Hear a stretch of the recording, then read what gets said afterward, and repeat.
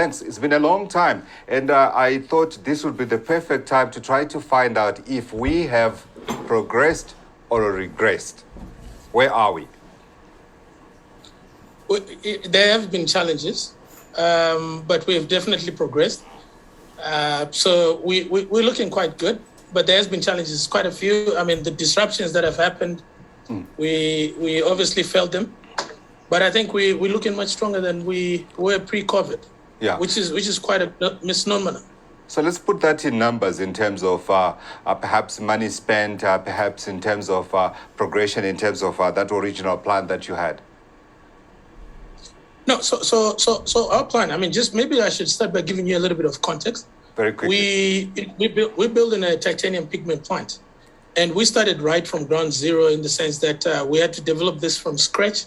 We stumbled into a waste titanium slag resource, which 10 years ago, we felt that would be in production probably 3-4 years ago, and we're much younger. So maybe immaturity or inexperience maybe made us think that will be at the finish line much quicker. But what has happened over the years is that we've concluded our feasibility studies, and we've divided the rollout of the project into 3 phases. The first phase is building the heart and center for operations, which is called the Technical Service Center. That cost us just over $20 million. And the remaining part of the operations to build is going to cost us $350 million.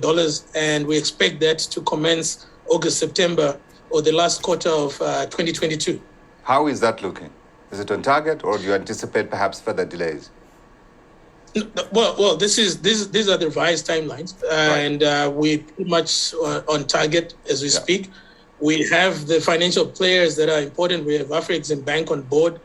The DTI is co-funded with us over the last few years, 5 years, in terms of getting all the project preparation and the detailed engineering done. And we be commissioning the first phase end of November, early January next year.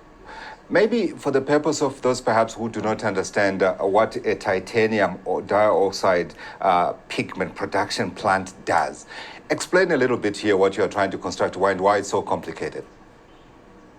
Well, thanks God for that question. I thought you were not going to ask me this because, when you talk about titanium pigment, it's people don't know what it is. So for starters, titanium dioxide pigment is probably the most widely used material in most most chemicals that we touch and feel, or most products that we touch and feel every day. So, for example, pigment is the most important ingredient in making architectural paint, in making industrial coatings, in making plastics, in making even ceramics to an extent, and in some cases even food ingredients.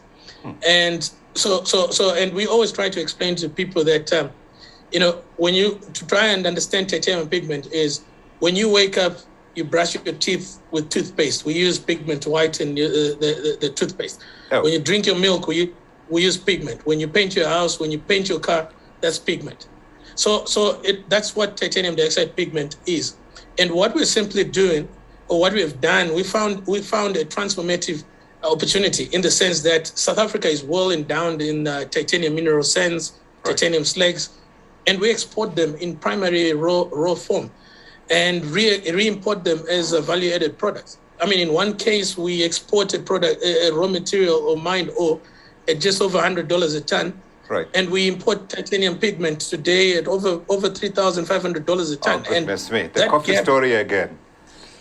It is the case in everything in Africa. So that is the essence of our project. And we've spent time trying to understand why can we not do this. And when we understood that technically it is possible, it was all about strategic positioning, location, and making sure we have the right strategic partnerships to make it work. So now you are constructing, what did you call it, the technical center, right? So by the time you complete, or have you reached that stage where you are certain you have been able to master the technologies that are required to produce these things that you're talking about? So the process, the pilot, we've already tested the processes through a pilot test that we've done in New Zealand. So we have produced the products that we want, and piloting gave us the confirmation in terms of our process capability. So it's not about process now. The technical service center, it's a permanent feature of our main operation going forward.